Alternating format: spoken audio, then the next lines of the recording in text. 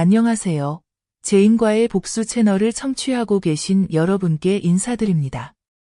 제 이름은 명숙이고 올해 65세입니다. 제가 지금부터 들려드릴 이야기는 사실입니다. 너무나도 사실이라 만약 제가 직접 겪지 않았다면 한 어머니가 자신의 아들이 무너지는 모습을 담담하게 지켜보고 그로 인해 성장하는 것을 믿지 못했을 겁니다. 모든 것은 어느 비 오는 오후에 시작되었습니다. 저는 집 뒤쪽 계단에서 발을 헛디뎌 넘어지며 허리를 시멘트 바닥에 세게 부딪혔습니다. 척추를 타고 번지는 날카로운 통증에 저는 혼자 힘으로 일어설 수 없었습니다.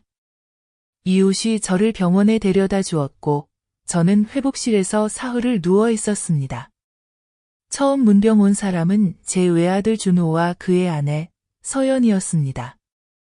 저는 아들이 직장을 그만두고 저를 돌봐주길 바라지 않았습니다. 하지만 단 20분만 들렀다가 회의가 있다는 이유로 바로 일어나는 모습에 마음이 아팠습니다. 하지만 평생 잊지 못할 일은 며느리의 속삭임이었습니다.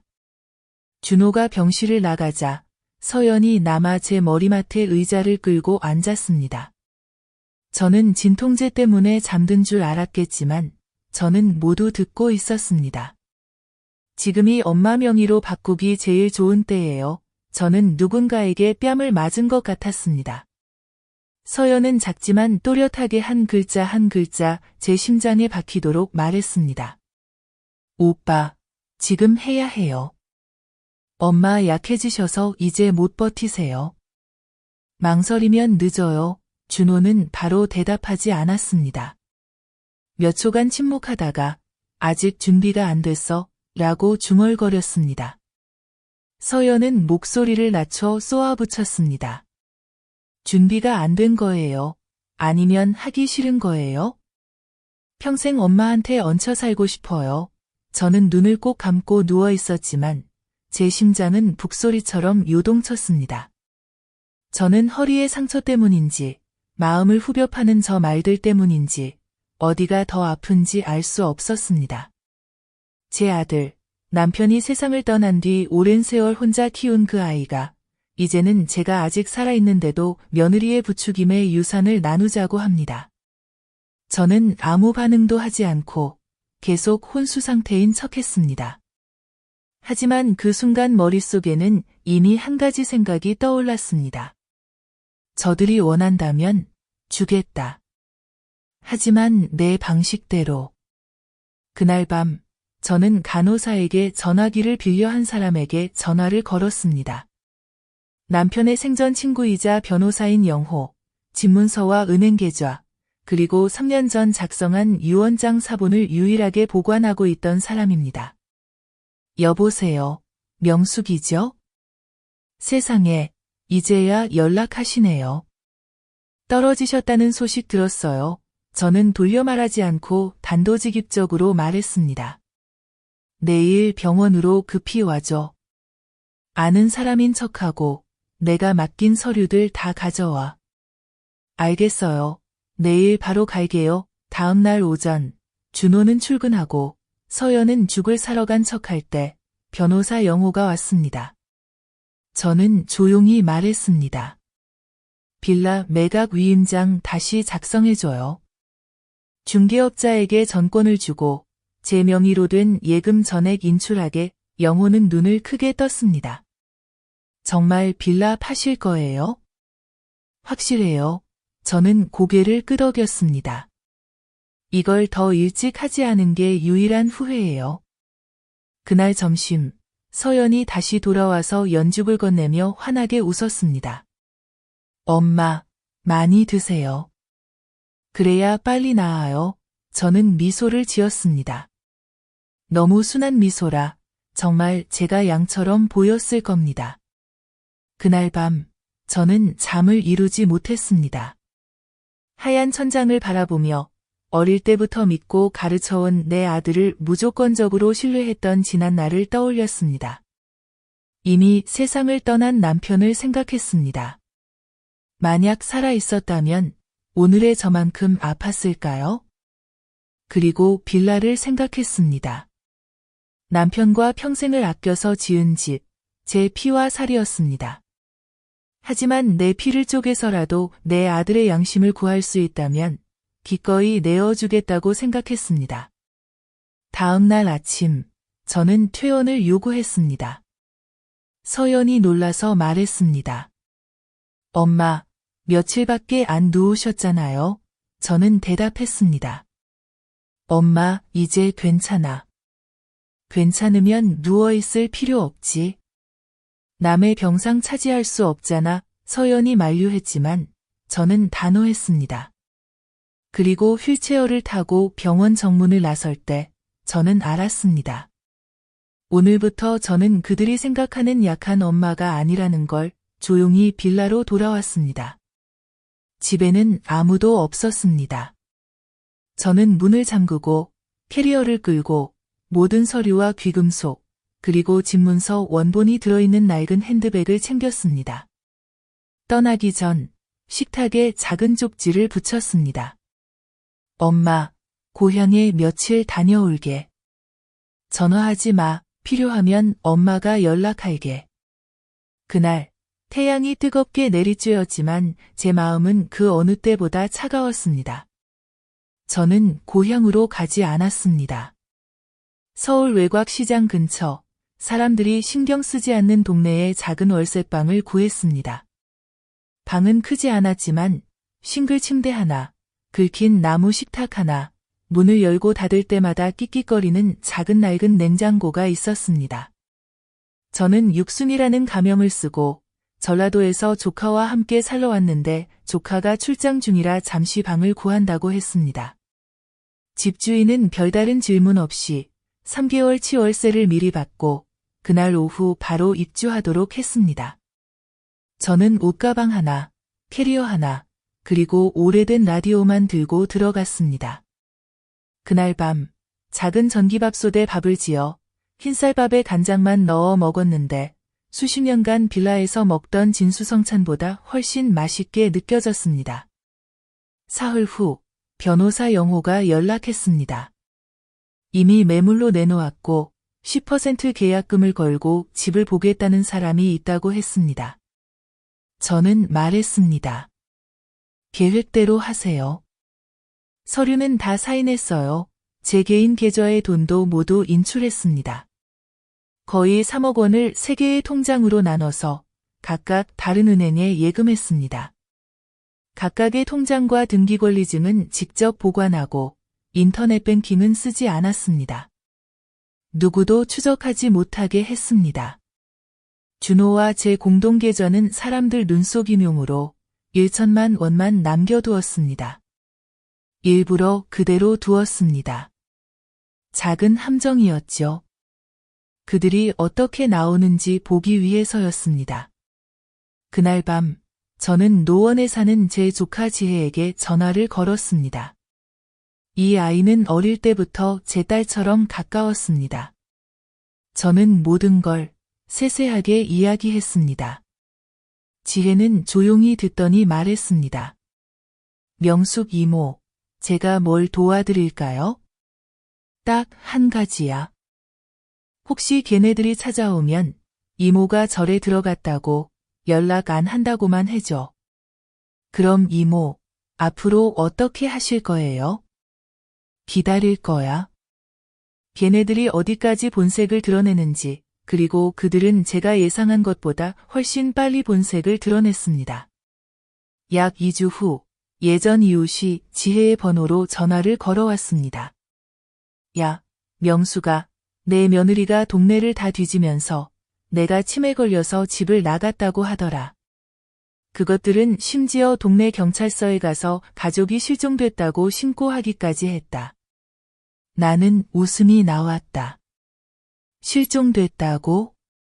진짜 얼굴이 드러난 쪽이야말로 사라진 사람이지.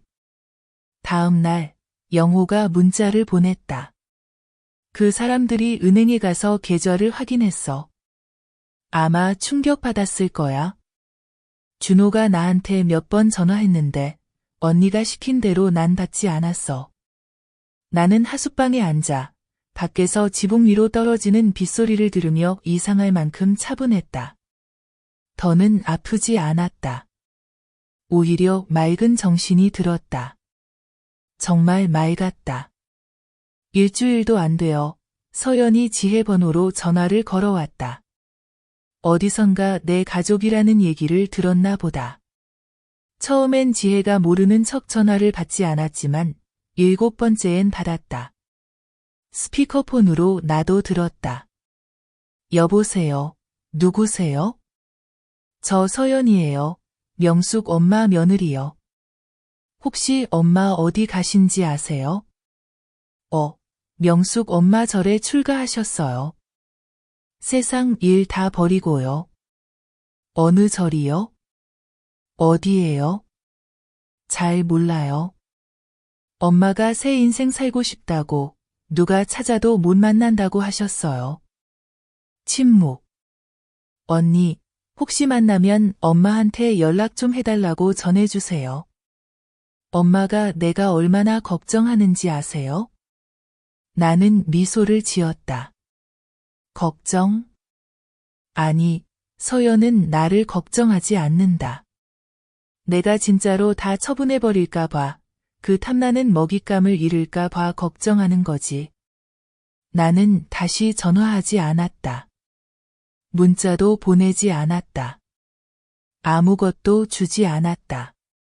나는 그들이 더 혼란스럽게 내버려 두었다. 나는 서연 같은 부류를 안다. 무시당할수록 본성이 드러난다. 예상대로 그날 밤 준호가 지혜에게 전화를 걸었다. 나는 옆에서 한마디 한마디 다 들었다. 지혜 누나, 엄마 진짜 어디 계신지 알아요? 나 진짜 몰라. 엄마, 집 팔았어요? 지혜가 머뭇거리며 말했다. 잘 모르겠어.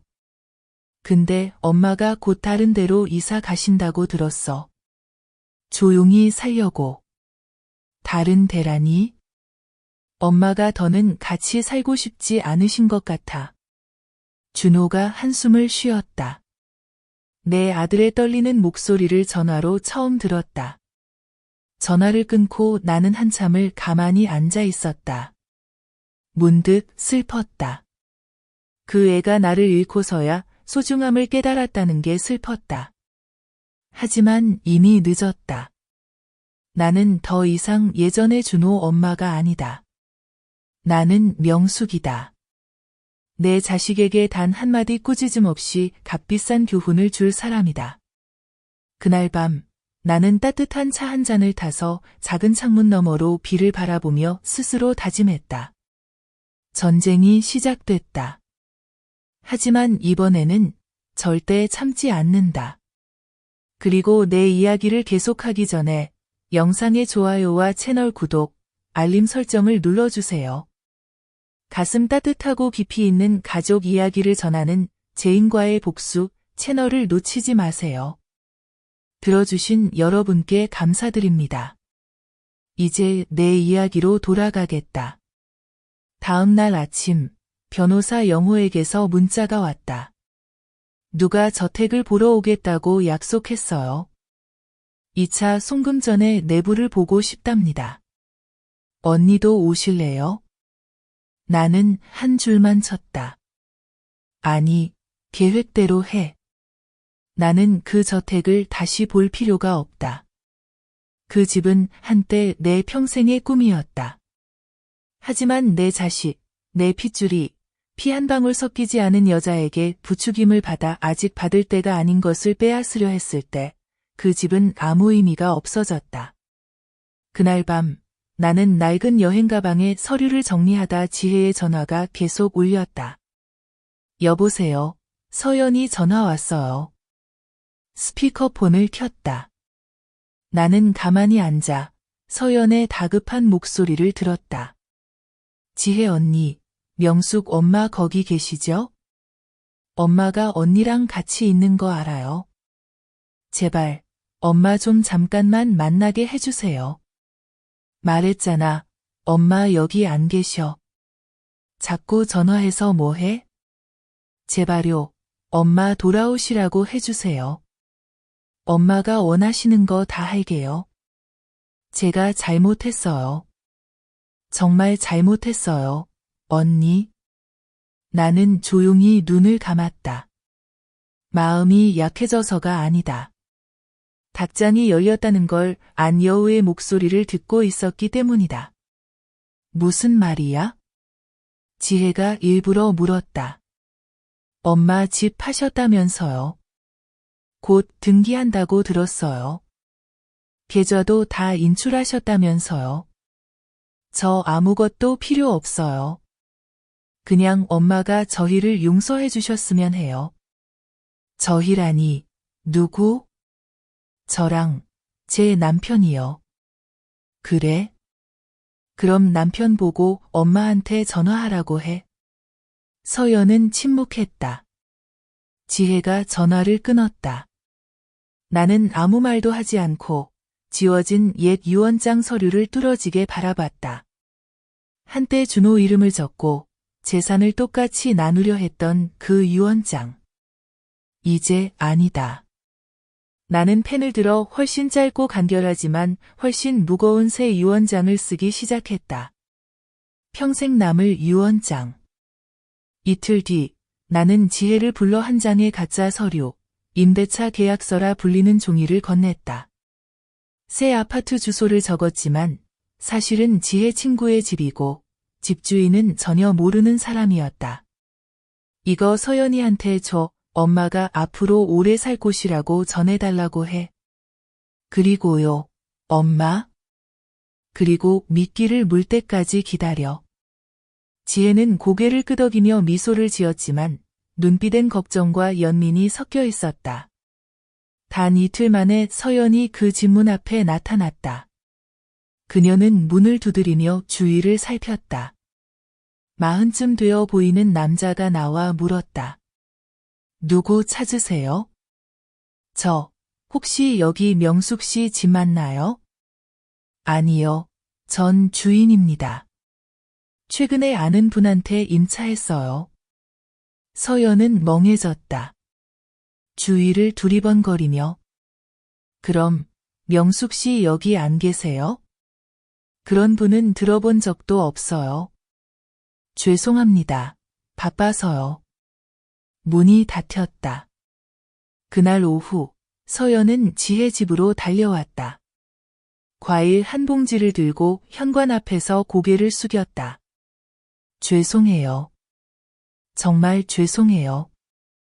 그냥 엄마가 어디 계신지만 알고 싶어요. 지혜는 문을 열지 않았다. 명숙 엄마는 널 만나고 싶지 않아. 알아요. 그래도 한 번만 말씀드릴 기회 주세요. 제가 잘못한 거 알아요. 엄마가 집에 돌아오시면 더 이상 재산 얘기는 꺼내지 않을게요. 맹세해요. 나는 뒤에서 모든 말을 들었다. 맹세해. 맹세해요. 진짜로 맹세해요. 엄마가 돌아오시기만 하면 돼요. 나는 아무 말도 하지 않았다.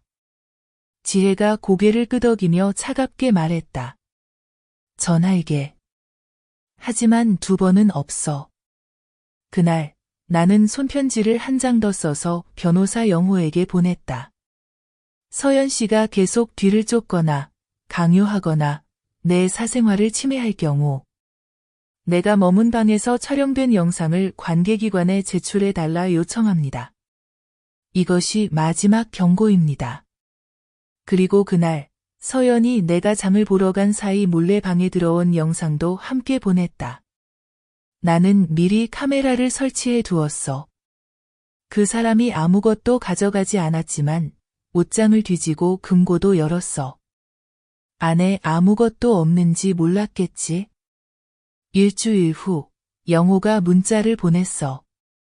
서연은 조용해졌고 준호는 엄마를 만나고 싶다고 전화했어요. 나는 고개를 끄덕였어.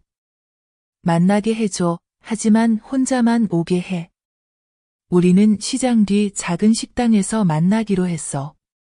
준호는 약속 시간에 맞춰 왔고 많이 여의었어. 눈이 움푹 들어가고 피부도 어두워졌고 셔츠는 구겨져 있었어.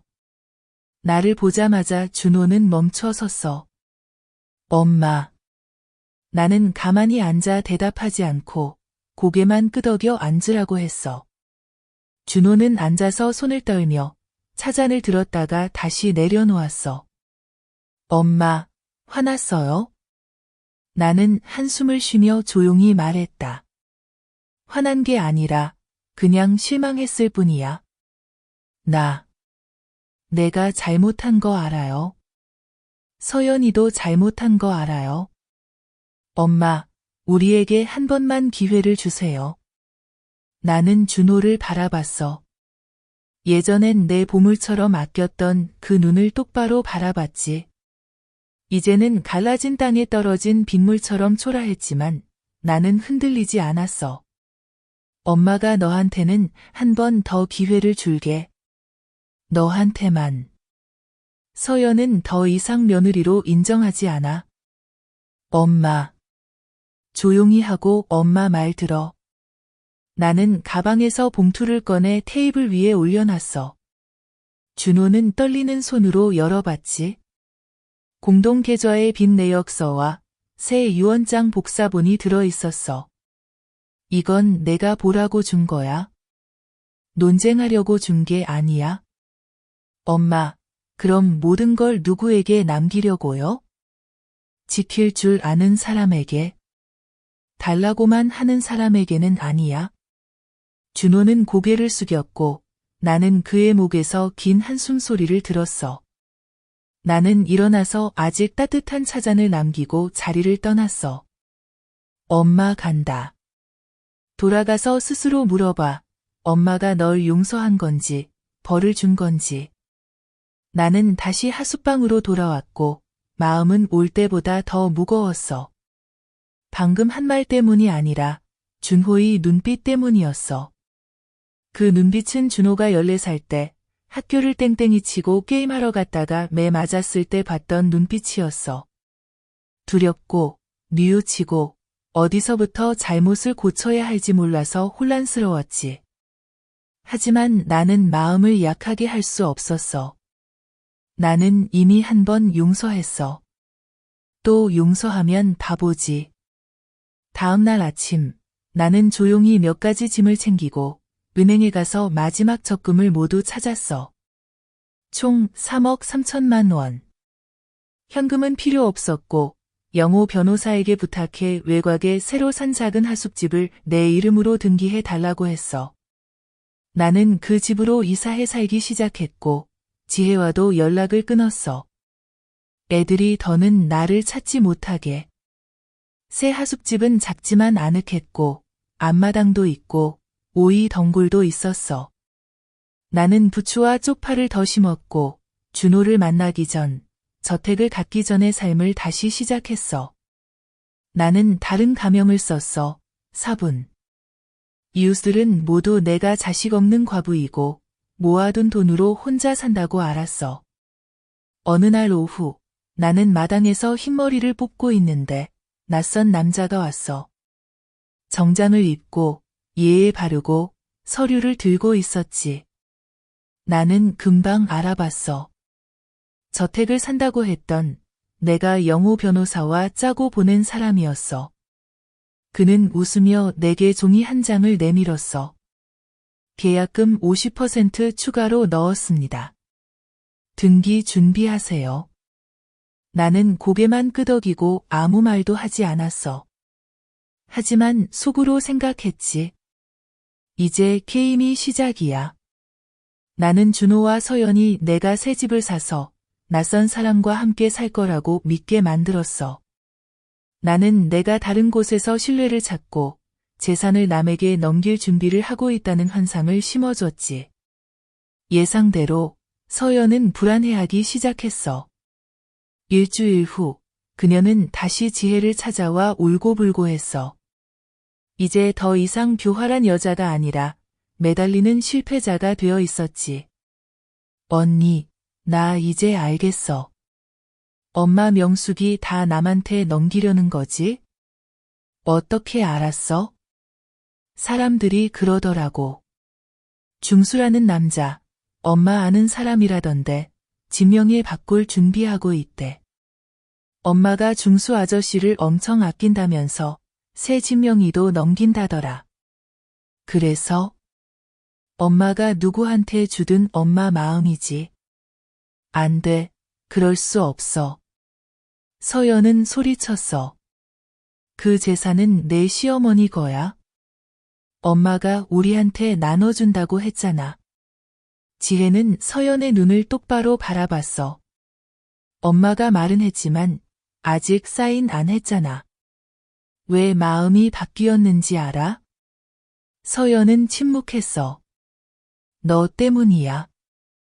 넌 엄마를 물건 걸어 다니는 통장으로 만들었어. 이번엔 서연이 대꾸하지 않았고 고개를 숙여 오열했어. 미안해. 내가 잘못했어. 하지만 엄마가 우리한테 이러면 안 돼. 우릴 버릴 순 없어. 지혜는 여전히 차가웠어. 이미 늦었어. 그날 오후 나는 영호 변호사에게서 문자를 받았어. 그녀가 계속 전화해요. 울면서 마음 바꿔달라고, 앞으로는 아무것도 요구하지 않겠다고 약속했어요. 준호도 전화했어요. 둘 다 정말로 패닉 상태예요. 나는 조용히 앉아 생각했지. 이제야 진짜 잃을까 봐 두려워하기 시작했구나. 그날 밤 나는 민물매기 매운탕을 끓여 혼자 상을 차렸어. 밥을 먹다 나는 가짜 유언장을 꺼냈어. 함정에 쓰려고 만든 그 서류에는 이렇게 써 있었지. 나, 김명숙은 내가 죽은 후 모든 재산을 봉은사에 기부한다. 어떤 친족에게도 남기지 않는다. 나는 웃었어. 봉은사는 남편 제사 지내러 다니던 절이었지. 나는 스님에게 이 서류를 맡기며 아무에게도 말하지 말고 누가 유언장을 물어보면 그때만 보여달라고 했어.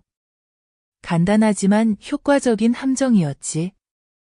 3일 후 서연이 절에 나타났어. 나는 스님에게서 이미 소식을 들었지. 서연은 한참을 기다리다 주지 스님을 만나러 왔고 자신이 전 재산을 기부하려는 사람의 며느리라며 사실 확인을 요청했어. 스님은 미소만 지으며 말했다. 누가 무엇을 기부하든 그건 그 사람 일입니다. 절은 남의 집안일에 관여하지 않아요. 서연은 빈손으로 돌아갔어. 그날 밤 서연은 지혜에게 전화를 걸었고 이번엔 울부짖지 않고 목이 메인 목소리로 말했다. 언니, 엄마가 진짜 나를 미워하는 거야? 나도 몰라. 엄마는 누구를 미워한다고 말한 적 없어. 하지만 이제는 용서하지 않을 것 같아. 난 그냥 엄마가 돌아오길 바랄 뿐이야. 엄마가 받아준다면 무릎 꿇을 수도 있어. 나는 그 자리에 앉아 모든 걸 듣고 있었지만 아무 말도 하지 않았어. 나는 다시 차를 우려내며 희미한 불빛을 바라보다가 조용히 문을 닫았어. 아직 그날은 오지 않았지만 진짜로 무릎 꿇을 순간이 곧 다가옴을 알고 있었지. 나는 준호와 서연에게 따로 만남을 약속했어. 저택도, 절도, 하숙집도 아닌 곳에서. 나는 사람들이 내가 가족 얘기를 하러 올 거라고는 상상도 못할 골목 입구의 허름한 백반집을 선택했어. 나는 일찍 도착해 돼지갈비 3그릇, 시금치국, 그리고 얼음찬 차 한 주전자를 시켰지. 먼지투성이, 시끄럽고 후끈하게 더운 내가 평생 잊지 못할 만남이 될 것임을 확신하는 그런 완벽한 분위기였다. 10분 후 준호가 도착했다. 그는 혼자였다. 마르고 회색 바지에 구겨진 셔츠, 빗지 않은 머리. 몇 분 후 서연이 다가왔다. 하얀 원피스, 연한 립스틱, 퀭한 눈, 아무도 나에게 인사하지 않았다. 고개만 끄덕이고는 마치 판결을 받으러 온 것처럼 앉았다. 나는 차를 따라 각자에게 컵을 밀어주었다. 밥 먹어라. 밥상에서 이야기하면 입이 덜 쓰라리다. 그들은 먹지 않았다. 나도 강요하지 않았다. 나는 준호의 눈을 똑바로 바라봤다가 서연을 바라봤다. 엄마가 진짜로 묻는데 너희 둘 다 엄마를 사랑하니? 준호는 말이 없었다. 서연이 더듬더듬 말했다. 네, 저희 엄마를 사랑해요. 그런데 같은 소리 하지 마. 내가 말을 막았다. 사랑하면 사랑하는 거고 아니면 아닌 거야. 그런데라는 말로 엄마를 때리지 마라. 공기가 돌처럼 무거워졌다. 나는 주머니에서 종이 뭉치를 꺼내 식탁 위에 놓았다. 서연은 그게 진매매 계약서임을 알아보고 눈을 크게 떴다. 이건 너희가 서로 차지하려고 다투던 저 별장이야. 엄마가 팔았다. 엄마, 진짜로 사인하셨어요? 준호가 떨리는 목소리로 물었다. 그래, 사인했고, 팔았다. 이제 그 집은 더 이상 엄마 것이 아니다. 얼마에 파셨어요? 서연이 급하게 물었다. 돈은 입금됐어요? 나는 싸늘하게 웃었다. 그건 대답하지 않겠다. 이제 엄마는 너희에게 아무 의무도 없으니까. 서연이 당황하기 시작했다. 얼굴이 파랗게 질려 준호를 바라봤다. 내가 말했잖아. 엄마가 화나면 진짜로 하신다고. 준호는 대답하지 않았다. 고개를 숙이고 손을 무릎 위에 꼭 쥐었다. 나는 봉투 하나를 더 식탁 위에 올려놓았다. 여기 은행 서류가 있다. 엄마가 돈을 다 인출했다. 이제 몇백만 원만 남았다. 더 이상 너희에게 남겨줄 것은 없다. 서연이 깜짝 놀랐다. 준호가 아내를 막으며 고개를 들었다. 엄마, 저를 그렇게 미워하세요? 나는 잠시 침묵하다가 말했다. 엄마는 널 미워하지 않는다. 엄마는 내가 남에게 휘둘리는 그 모습을 미워할 뿐이다. 넌 더 이상 내 인생의 주인이 아니다. 준호야. 서연이 울음을 터뜨렸다. 저희가 잘못했어요. 엄마, 이번 한 번만 용서해 주세요. 딱 한 번만요. 나는 등을 곧게 펴고 그녀의 눈을 뚫어지게 바라봤다. 용서? 그럼 엄마가 다시 묻겠다. 내가 무슨 말을 했는지 기억하니? 병원에서 엄마가 못 듣는 줄 알고. 서연이 더듬거리며 얼굴이 핏기 없이 하얗게 질렸다. 내가 말했지, 이제 명예 이전할 때야. 엄마가 약해졌으니까. 기억나니? 준호가 아내를 바라봤다. 충격받은 듯 처음 듣는 것처럼. 나는 이어서 말했다. 엄마는 누워서 곧 죽을 줄 알았다. 그런데 엄마가 딸처럼 여겼던 며느리가 재산 분할을 생각하고 있었다. 정말 아팠다. 누가 심장을 갈라놓는 것처럼. 서연은 얼굴을 식탁에 묻고 흐느껴 울었다. 죄송해요. 엄마가 아실 줄 몰랐어요. 나는 자리에서 일어났다. 아무것도 들고 가지 않았다.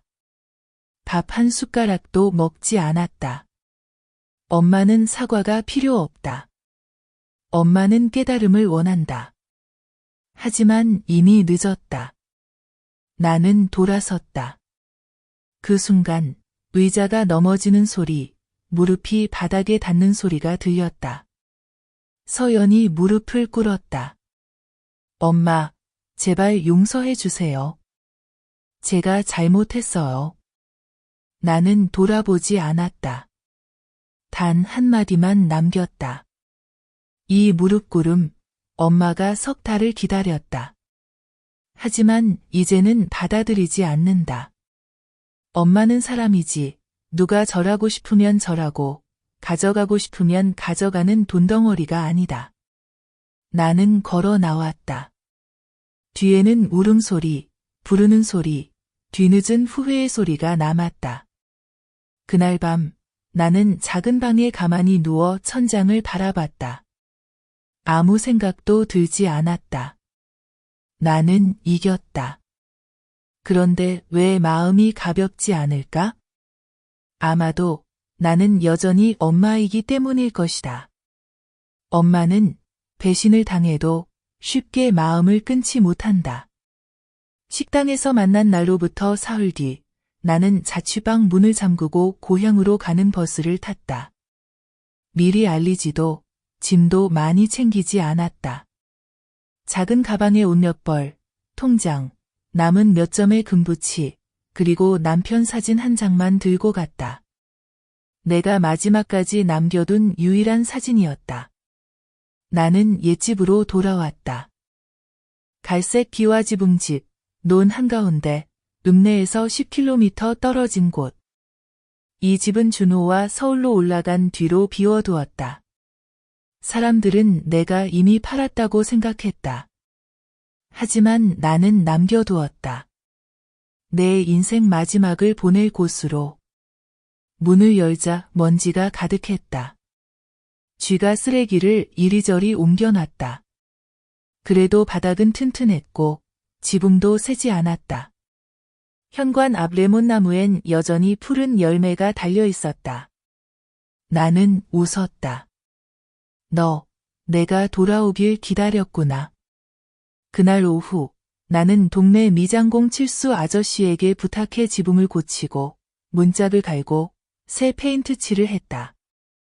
그가 놀라서 물었다. 명숙 씨, 여기 계속 살 거예요? 그래, 이제 여기서 살 거야. 도시가 지쳤어. 사흘 뒤 나는 새 집을 얻었다. 아니, 옛집이지만 새롭게 단장한 집. 깔끔하고 단순하고 노인이 조용히 살기에 딱 알맞은 집이었다. 나는 다시 팔을 심고 닭 몇 마리를 풀어놓고 뒷채를 창고로 정리했다. 나는 마치 별장도 억대 돈도 다툼도 배신도 없었던 사람처럼 살기 시작했다. 하지만 서울과 완전히 인연을 끊지 않았다. 여전히 변호사 영호에게 소식을 부탁했다. 일주일 뒤 영호가 전화를 했다.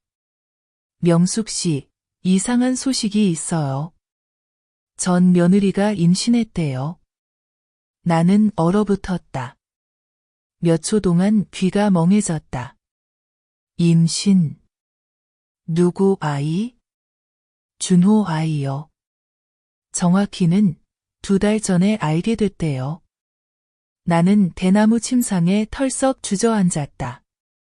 나는 서연이 미운 게 아니었다. 나는 그녀가 내 사랑을 이용한 방식이 미웠을 뿐이다. 하지만 임신한 그녀가 절망에 빠지길 바랄 정도로 미워하지는 않았다. 그날 밤 잠을 이루지 못했다. 태어나지 않은 아기 모습이 머릿속을 맴돌았다. 그 아이가 부모의 잘못 때문에 벌을 받아야 하는 걸까? 다음 날 아침 나는 다시 서울로 올라갔다. 아무에게도 알리지 않았다. 별장, 이제 남의 손에 넘어간 그 집엔 가지 않았다. 지혜의 집으로 곧장 갔다. 쟤 좀 불러줘. 누구요? 서연이. 1시간 뒤 서연이 왔다. 여전히 마르고 머리는 단정히 묶었고 배는 분명히 나와 있었다. 나를 보자 조용히 인사했다. 안녕하세요, 어머니. 앉아라. 나는 안부도 묻지 않고 돌려 말하지도 않았다. 몇 달이냐? 네, 4달 좀 넘었어요. 진짜 준호 아이 맞아? 네, 맹세해요. 나는 자세히 바라봤다. 서연의 얼굴은 창백했고 입술은 말라 있었고 손은 떨렸다. 아이를 낳을 생각이냐? 네, 나을 거예요. 아무도 받아주지 않아도 지우지 않을 거예요. 나는 잠시 침묵하다가 물었다. 만약 엄마가 기회를 단 한 번 준다면 너는 제대로 살 수 있겠니? 그녀는 나를 바라봤다. 붉어진 두 눈이 몇 달 만에 처음으로 빛났다. 아들아, 엄마는 내 잘못을 갚기 위해 뭐든 할 거야. 엄마가 맹세해. 그러면 엄마 말 잘 들어. 아이를 낳으면 엄마가 키울 거야. 너는 다투지도, 목소리 내지도, 다시 달라고 하지도 마. 엄마가 준호를 키웠던 것처럼 그 아이도 키울 거야. 할 수 있겠니? 서연은 얼어붙었다가 아주 천천히 고개를 끄덕였다. 네, 동의해요. 사인해. 나는 미리 인쇄해둔 서약서를 내밀었다. 사인하는 곳이 있었고 2명의 증인이 있었다. 서연은 아무 말 없이 사인했다. 나는 일어나 고개를 조금 숙였다. 내가 잘못했어요. 하지만 아이는 죄가 없어요. 엄마는 나를 구하는 게 아니라 아직 얼굴도 못 본 손주를 구하는 거예요. 서연은 울음을 터뜨렸지만 이번에는 더 이상 요구하는 울음이 아니라 감사의 눈물이었다. 그날 밤 나는 준호에게 문자를 보냈다. 아들아, 아빠 될 준비해라. 답장은 오지 않았다. 나는 알았다. 준호는 이 일을 받아들이는데 밤새 걸릴 거라는 걸. 나는 내 첫 손주를 맞을 계획을 세우기 시작했다. 이번에는 누구에게도 그 아이를 빼앗기지 않을 것이다. 나는 고향으로 돌아가 뒤쪽 작은 방을 아기방으로 고치기 시작했다. 누구의 도움도 필요 없었다. 내가 직접 아기 침대를 놓고 모기장을 빨고 기저귀를 깔고 분유와 파우더를 선반에 하나씩 올려두었다. 마치 내 아이가 이 가난하지만 따뜻한 집에서 곧 아이를 낳을 것만 같았다. 이웃들은 내가 분주한 걸 보고 물었다. 명숙 씨, 누구 데려와 같이 살아요? 나는 조용히 웃으며 말했다. 손주요. 대신 키우는 거지, 맡아주는 게 아니에요. 그들은 이해하지 못했지만 나는 그럴 필요 없었다. 한 달 후, 서연이 진통을 시작했다. 나는 분만실에 없었지만 그녀가 출산 후 처음으로 전화한 사람은 준호가 아니라 나였다. 엄마, 저 나았어요. 아들이에요. 눈이 준호랑 닮았니? 네, 엄마랑 똑같아요. 나는 잠시 침묵했다가 고개를 끄덕였다. 그래, 엄마가 데리러 갈게. 이틀 후, 나는 지혜와 함께 병원에 갔다. 아무도 나를 반기지 않았다. 꽃도, 의식도 없었다.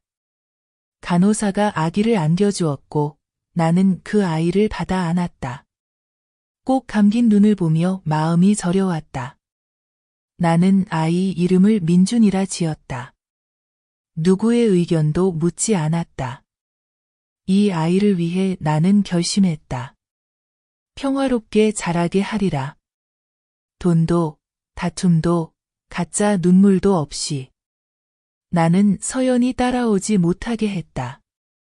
그녀는 지혜와 함께 자신의 하숙집으로 돌아갔다.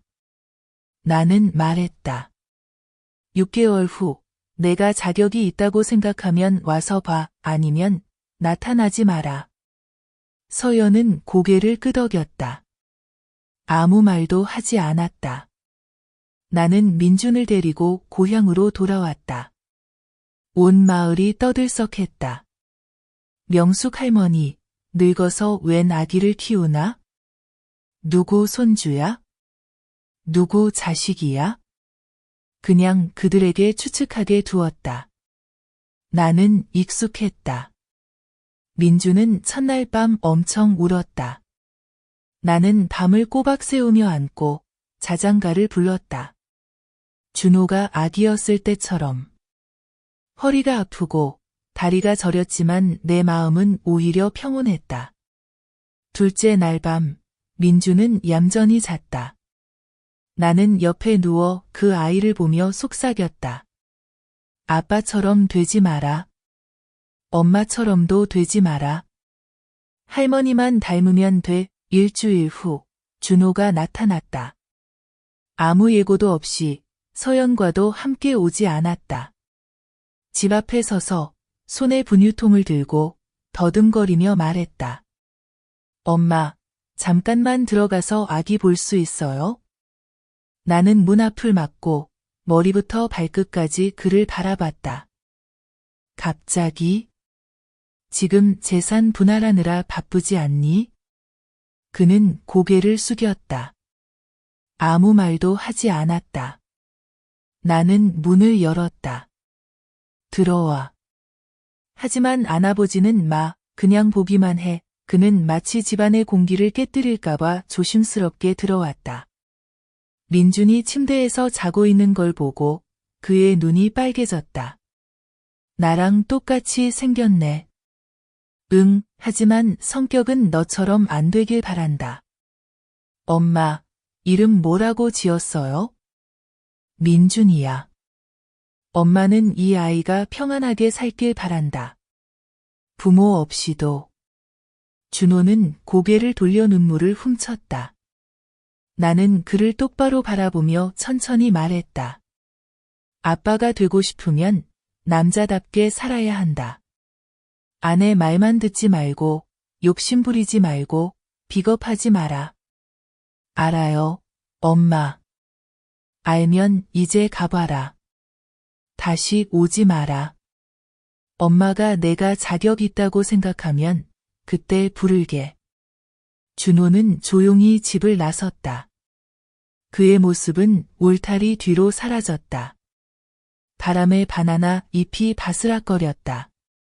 그날 밤, 민주는 평소보다 더 심하게 울었다. 나는 그 아이가 방금 아빠가 다녀간 걸 느꼈다고 생각했다. 남긴 온기 없이. 나는 아이를 안고 계속 달랬지만 내 눈이 시큰거렸다. 아빠가 조금만 더 일찍 철들었더라면 민준이 생긴 후 내 삶은 완전히 달라졌다. 매일 새벽 4시에 일어나 죽을 끓이고 기저귀를 빨고 분유를 탔다. 나는 아기 배를 만져주고 등을 두드려 트림시키고 매일 밤 체온을 재는 법을 배웠다. 집에는 나와 민준 둘뿐이지만 전혀 외롭지 않았다. 민준은 무척 빨리 자랐다. 2달 만에 뒤집고 3달 만에 활짝 웃었다. 이웃들은 이제 그 아이를 명숙 할머니의 금쪽 손주라고 불렀다. 나는 자랑하지 않았다. 그저 조용히 작은 노트에 성장 기록을 적었다. 기록할 때마다 남편 사진을 보며 조용히 말했다. 여보, 우리 손주예요. 당신을 꼭 닮았어요. 하지만 평화는 오래가지 않았다. 어느 날 오후, 내가 빨래를 널고 있는데 지혜가 급히 뛰어왔다. 명숙 엄마, 큰일 났어요. 왜 그렇게 급하니? 서연이 입원했어요. 자살 시도했대요. 수면제 한 판을 먹었어요. 나는 멍하니 섰다. 손에서 빨랫줄이 미끄러져 기저귀가 땅에 떨어졌다. 뭐라고? 편지를 남겼대요. 더는 못 살겠다고, 아무도 용서하지 않고, 아무도 믿지 않는다고. 나는 돌벤치에 털썩 주저앉았다. 심장이 미친 듯 뛰었다. 한참을 가만히 있다가 말했다. 병원에 데려다줘. 지혜는 말없이 고개를 끄덕였다. 3시간 후, 나는 응급실 앞에 섰다. 문은 닫혀 있었고, 의사는 들어오지 못하게 했다. 고비는 넘겼습니다. 준호가 거기 있었다. 나를 보자 눈물이 고였다. 엄마, 제발 서연이 죽게 두지 마세요. 진짜로 후회하고 있어요. 나는 단호하게 말했다. 후회하면 대가를 치러야지. 누구도 별과 없이 살 수 없어. 하지만 엄마, 몇 달이나 임신하고, 아이 낳고, 이제 곁에 아무도 없는데, 엄마는 그걸 견딜 수 있을 것 같아요? 나는 고개를 돌렸다. 아무 말도 하지 않았다. 하지만 가슴이 조여왔다. 1시간 후, 간호사가 말했다. 환자가 깨어났다고. 나는 들어갔다. 서연은 침대에 누워 흐릿한 눈으로 나를 보더니 폭풍처럼 울었다. 엄마, 잘못했어요. 이번 한 번만 용서해 주세요. 나는 옆 의자에 앉았다. 손도 잡지 않고 그저 바라봤다. 넌 죽지 않아. 엄마가 죽게 두지 않아. 하지만 잘못을 계속하며 살게 두지도 않을 거야. 나 이미 다 알아. 다 알고 있어. 엄마, 제발 한 번만 민준이를 만나게 해줘요. 나는 잠시 생각하다가 고개를 저었다. 아직 때가 아니야. 넌 아직 자격이 없어. 그녀는 더 크게 울기 시작했다. 하지만 이번에는 연기가 아니었다. 모든 것을 너무 멀리 밀어버린 걸 아는 사람의 울음이었다. 나는 종이 한 장을 침대 옆 탁자에 올려두었다. 이건 약속이야. 돌아오고 싶고 처음부터 다시 시작하고 싶으면 심리치료를 받고 다시 일해야 해. 그리고 1년이 지나야 민준이를 만날 수 있어. 서연은 계속 고개를 끄덕였다. 멈추면 내가 마음을 바꿀까봐 두려운 듯이 나는 일어섰다. 엄마가 용서하는 게 아니야. 엄마는 내게 한 길만 열어주는 거야. 그 다음은 내 몫이야. 집으로 돌아오는 길에 나는 말이 없었다. 거리 풍경을 바라보았지만 마음은 텅 비어 있었다. 그날 밤, 민준이는 내 품에서 깊이 잠들었다. 나는 아이의 머리를 쓰다듬으며 내 옷자락을 꼭 쥔 작은 손가락을 바라보며 목이 메었다. 앞으로 이 아이가 나를 할머니라 부를지, 엄마라 부를지, 아니면 다른 무엇이라 부를지 모르겠다. 다만 나는 이 아이의 부모가 저지른 실수로부터 아이를 지키기 위해 오래 살아야 한다는 것만 알았다. 서연이 약을 먹고 자살을 시도한 지 7개월이 지났지만 그녀는 아직 한 번도 민준이를 만나지 못했다. 나는 내 말을 지켰다. 매주 지혜가 서연의 소식을 전해주었다. 그녀는 작은 식당에서 일하고 있고 수입은 겨우 방세와 간단한 식사를 할 정도였다. 나는 동정하지 않았다. 하지만 지켜보았다. 인생의 바닥에서 일어서야만 사람이 고개 숙여 바르게 살 수 있다는 것을 알기 때문이다. 그동안 민준이는 걷기 연습을 시작했다. 몇 걸음 걷다가 마당에 철퍼덕 넘어졌다. 나는 바로 달려가지 않고 기다렸다. 아이가 스스로 손을 짚고 일어나 앉아 나를 보고 활짝 웃을 때야. 나는 다가가 안아주며 가볍게 토닥였다. 잘했어. 스스로 일어서는 게 엄마의 아들이지. 나는 항상 나를 큰엄마라고 불렀다. 민준이에게 내가 약한 할머니로 보이길 원하지 않았다. 나는 아이가 자라서 나를 바위처럼 단단한 사람으로 기억하길 바랐다. 하지만 내 마음이 영원히 단단한 건 아니었다. 어느 날 지혜가 작은 선물 꾸러미를 들고 찾아왔다. 열어보니 손수 빨간 실로 정성스럽게 수놓은 아기용 털신 한 켤레였다. 누구 거야? 서연이 직접 뜬 거래. 나는 말이 없었다. 아주 작은 신발이지만 한 땀 한 땀 아주 단단했다. 나는 한 짝을 들어 유심히 바라보다가 조용히 다시 상자에 넣었다. 뜨개질 잘하네. 뜨개질할 때마다 온대. 그래도 계속 떴어. 이게 3번째야. 앞에 2켤레는 실수해서 주지 못했대. 나는 한숨을 쉬며 앉았다. 얼마나 남았어? 5주 남았어. 나는 고개를 끄덕였다.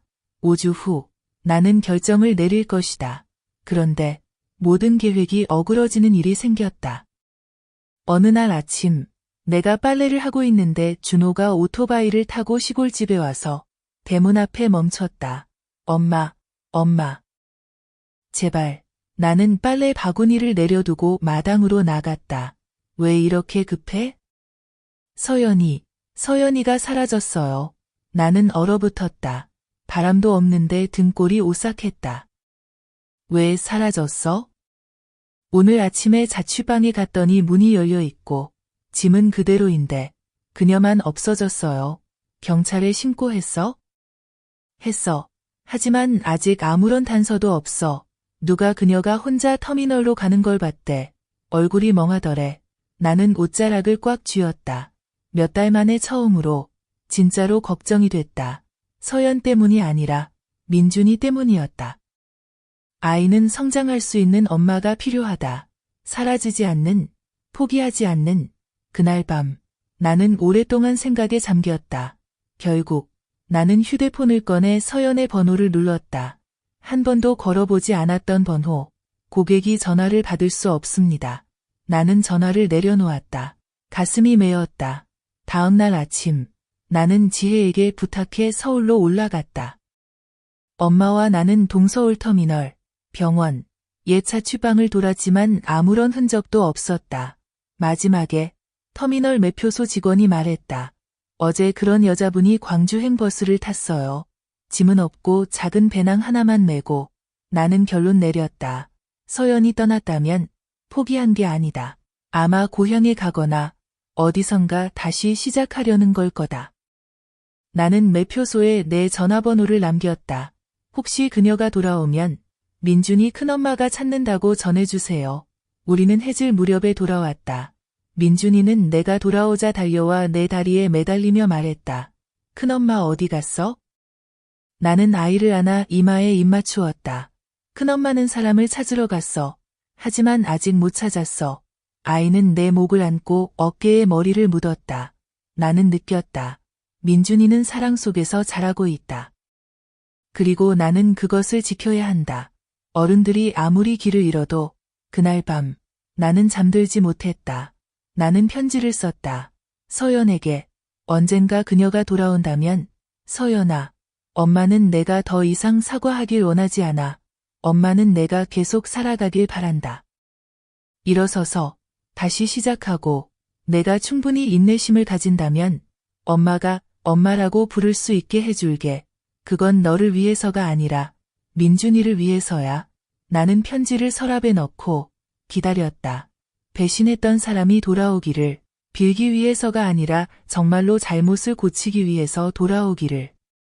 3주 후 나는 서연이 다시는 돌아오지 않을 거라고 거의 믿게 되었을 때 어느 이른 아침 내가 마당에서 낙엽을 쓸고 있는데 오토바이 소리가 대문 앞에 멈춰서 내 손이 멈췄다. 고개를 들자 나는 서연을 봤다. 그녀는 야위고 까맣게 탔으며 머리는 목덜미까지 짧게 잘랐고 낡은 남자 셔츠와 바른 바지 차림이었다. 하지만 얼굴은 밝았다. 눈빛이 달랐다. 내가 서연을 알게 된 이래 처음으로 나는 더 이상 연기하지 않는 한 여자를 봤다. 나는 아무 말도 하지 않았다. 대문을 열어주지도 않았다. 그냥 바라보고만 있었다. 서연은 그대로 서서 두 손으로 배낭끈을 꼭 쥐고 눈에는 눈물이 고였다. 엄마, 나 돌아왔어요. 나는 나가서 대문을 열었지만 집으로 들어오라고 하지는 않았다. 그동안 어디 있었니? 전라도에 내려갔어요. 목공소에서 일했어요. 국수 파는 할머니 집에 얹혀 살았어요. 아무도 내가 누군지 모르는 곳에서 살아보고 싶었어요. 나는 고개를 끄덕였다. 그런데 왜 다시 왔니? 민준이가 그리워서요. 하지만 그보다 엄마께 보여주고 싶었어요. 나 이제 살 수 있다고. 더 이상 아무것도 두렵지 않다고. 나는 그녀의 눈을 깊이 바라보고 아주 천천히 물었다. 민준이 앞에 당당히 설 수 있겠니? 서연은 울음을 터뜨리며 고개를 끄덕였다. 네, 할 수 있어요. 이제 숨길 게 없어요. 다 잃고 나서야 남길 가치가 있는 게 뭔지 알았어요. 나는 대문을 활짝 열었지만 집에 들어오라고 하지는 않았다. 그럼 여기서 기다려. 나는 집에 들어가 민준이를 안고 나왔다. 아이는 아직 상황을 이해하지 못했다. 단지 막 잠에서 깨어 비비적거렸다. 서연을 보자 달려가지 않고 내 목을 꼭 안았다. 나는 아이를 마당에 살짝 내려놓고 아이에게 말했다. 민준아, 이분이 내 엄마야. 큰 엄마가 아이에게 선택하게 했다. 내가 가까이 오고 싶으면 큰 엄마가 막지 않을게. 민주는 서연을 한참 바라봤다. 아무 반응도 없었다. 서연은 무릎을 꿇었다. 눈물도 없었고 소리치지도 않았다. 엄마가 미안해. 엄마는 널 낳아놓고 버릴 권리가 없어. 하지만 엄마는 노력할게. 내가 엄마라고 부를 때 부끄럽지 않도록 사람답게 살려고 노력할게. 민주는 멍하니 바라보다가 비틀비틀 다가왔다. 서연 앞에 서서 안아주지 않고 어깨만 살짝 건드렸다가 다시 돌아와 내 다리를 안았다. 나는 고개를 끄덕였다. 이제 됐다. 넌 아직 엄마가 되어보지 못했지만 이미 고개를 숙일 줄 알게 됐다. 일단 받아들여줄게. 나는 민준을 안고 집에 들어가며 말했다. 오늘은 자고 가도 돼. 하지만 아직 완전히 받아들인 건 아니야. 큰 엄마가 좀 더 지켜볼 거야. 1년 후에도 오늘과 같으면 민준을 맡길게. 서연은 여전히 마당에 무릎 꿇고 있었다. 항의도 부탁도 없었다. 그날 밤 나는 그녀에게 뒤쪽 창고였던 곳에 방 한 켠을 내주었다. 침대와 이불, 스탠드, 작은 창문이 논두렁을 바라보고 있었다. 여기서 스스로 챙겨. 큰 엄마가 밥 안 해줘. 네, 감사합니다. 서연은 매일 새벽 4시에 일어나 마당을 쓸고 죽을 끓이고 민준의 빨래를 했다. 나는 명령도 칭찬도 하지 않았다. 그저 지켜봤다.